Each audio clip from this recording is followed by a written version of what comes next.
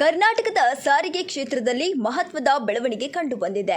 ರಾಜ್ಯದಲ್ಲಿ ವಿವಾದಕ್ಕೆ ಕಾರಣವಾಗಿದ್ದ bike taxi ಸೇವೆಗಳ ಕುರಿತು ಕರ್ನಾಟಕ ಹೈಕೋರ್ಟ್ ಇಂದು ಪ್ರಮುಖ ತೀರ್ಪನ್ನು ನೀಡಿದೆ. ಹೌದು, ಹೈಕೋರ್ಟ್ ಹಿಂದಿನ ಬೈಕ್ ಟ್ಯಾಕ್ಸಿ ನಿಷೇಧ ಆದೇಶವನ್ನು ರದ್ದುಗೊಳಿಸಿತ್ತು.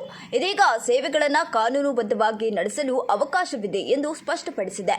ಇದರಿಂದ ಬೈಕ್ ಟ್ಯಾಕ್ಸಿ ಚಾಲಕರು ಮತ್ತು ಆಗ್ರಿಗೇಟರ್ ಕಂಪನಿಗಳು ಸರ್ಕಾರದ ನಿಯಮಾನುಸಾರ ಅರ್ಜಿ ಸಲ್ಲಿಸಿ ಅಧಿಕೃತ ಪರವಾನಗಿ ಪಡೆಯಬಹುದು. ಇನ್ನು ನ್ಯಾಯಾಲಯದ ಅಭಿಪ್ರಾಯದಲ್ಲಿ 2 ಚಕ್ರದ ವಾಹನಗಳನ್ನು ಸಾರಿಗೆ ವಾಹನಗಳಾಗಿ ನೋಂದಣಿ ಮಾಡಲು ಕಾನೂನುಬದ್ಧ ಮಾರ್ಗಗಳಿವೆ. ಆದರೆ ಇದರೊಂದಿಗೆ ಸರ್ಕಾರವು ಸುರಕ್ಷತಾ ನಿಯಮಗಳು, ಪ್ರಯಾಣಿಕರ ರಕ್ಷಣೆ, ವಿಮಾ ವ್ಯವಸ್ಥೆ ಮತ್ತು ಸಂಚಾರ ನಿಯಂತ್ರಣದ ನಿಯಮಗಳನ್ನು ಕಟ್ಟುನಿಟ್ಟಾಗಿ ಜಾರಿಗೆ ತರಬೇಕು ಎಂದು ಸೂಚಿಸಲಾಗಿದೆ. ಈ ತೀರ್ಪು ಸಾವಿರಾರು ಬೈಕ್ ಟ್ಯಾಕ್ಸಿ ಚಾಲಕರಿಗೆ ದೊಡ್ಡ ನೆಮ್ಮದಿಯನ್ನ ತಂದಿದೆ. ಇದುವರೆಗೆ ಸೇವೆ ನಿಲ್ಲಿಸಿದ್ದರಿಂದ ಉದ್ಯೋಗ ಕಳೆದುಕೊಂಡಿದ್ದ ಹಲವರಿಗೆ ಮತ್ತೆ ಅವಕಾಶ ಸಿಗಲಿದೆ ಎಂಬ ನಿರೀಕ್ಷೆ ಇದೆ. ಇನ್ನು ಪ್ರವಾಸಿಗರ ದೃಷ್ಟಿಯಿಂದಲೂ ಕಡಿಮೆ ವೆಚ್ಚದಲ್ಲಿ ಮತ್ತು ವೇಗವಾಗಿ ಪ್ರಯಾಣಿಸಲು ಬೈಕ್ ಟ್ಯಾಕ್ಸಿಗಳು ಉಪಯುಕ್ತವಾಗುತ್ತವೆ. ವಿಶೇಷವಾಗಿ ಮೆಟ್ರೋ ನಗರಗಳಲ್ಲಿ ಟ್ರಾಫಿಕ್ ಸಮಸ್ಯೆಯ ನಡುವೆ ಇದು ಲಾಸ್ಟ್ ಮೈಲ್ ಕನೆಕ್ಟಿವಿಟಿಗೆ ದೊಡ್ಡ ಸಹಾಯವಾಗಲಿದೆ. ಆದರೆ ಸಾಂಪ್ರದಾಯಿಕ ಆಟೋ ಮತ್ತು ಟ್ಯಾಕ್ಸಿ ಸಂಘಟನೆಗಳ ವಿರೋಧ ಇನ್ನೂ ಮುಂದುವರಿಯುವ ಸಾಧ್ಯತೆ ಇದೆ.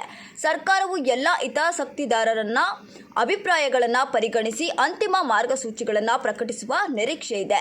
ಒಟ್ಟಿನಲ್ಲಿ ಹೈಕೋರ್ಟ್ ತೀರ್ಪಿನಿಂದ ಬೈಕ್ ಟ್ಯಾಕ್ಸಿ ಸೇವೆಗೆ ಹೊಸ ದಿಕ್ಕು ತೋರುತ್ತಿದೆ. ಇದೀಗ ಎಲ್ಲರ ಕಣ್ಣು ಸರ್ಕಾರದ ಮುಂದಿನ ಕ್ರಮಗಳ ಮೇಲೆ ನೆಟ್ಟಿದೆ. ಇನ್ನು ಈ ವಿಚಾರಕ್ಕೆ ಸಂಬಂಧಪಟ್ಟಂತೆ ನಿಮ್ಮ ಅನಿಸಿಕೆಯನ್ನು ಕಮೆಂಟ್ನಲ್ಲಿ ತಿಳಿಸಿ. ನೀವು ಇನ್ನೂ ಕೂಡ ನಮ್ಮ ಚಾನಲ್ ಅನ್ನು ಸಬ್ಸ್ಕ್ರೈಬ್ ಮಾಡಿಲ್ಲ ಅಂದರೆ ಈ ಕೂಡಲೇ ಸಬ್ಸ್ಕ್ರೈಬ್ ಮಾಡಿ.